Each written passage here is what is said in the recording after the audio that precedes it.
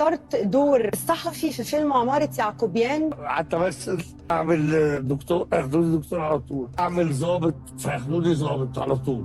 يا جماعه انت الراجل القوي اللي بيزعق اللي بيخبط التنميط خانقني، ايه بقى اللي هعمله عشان لو سمحت بص لي بصه ثانيه. فكان دي الفرصه العظيمه. قلت ان لو رجع بيك الزمن واتعرض عليك مش هتقبل. لو رجع الزمن وانا عايش لوحدي هعمله، بس لو انا متجوز مش هعمله. انت برضه انت مش في الدنمارك.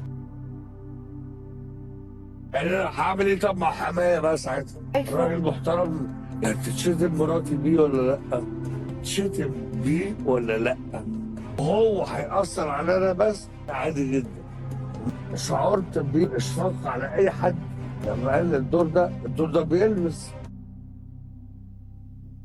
وبعدين مش احنا اللي بنمنتج بيتنا يعني، وبعدين انت مش عارف هيتعمل ازاي، فممكن يتحط اي حاجه. مش هقبل دور عباره يعقوبيان مره اخرى، ولا دور شريف القدر دي مره اخرى. ليه الحمل النفسي بتاعهم؟ الحمل النفسي ولا نظرة المجتمع؟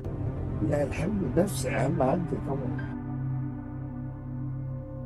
يا عم انت شايفني ان انا كده وانا ممثل بعمل كده وكده. نظرة المجتمع اللي عن غلط اواجهها. هتشتمني حاول ابقى مؤدب، هتخانق معاك عادي لان انا مواطن برضه انسان، ماشي اقدر استحمل ده. استاذ محمود وليجي كان بيموت الناس في الافلام، بس في الحقيقه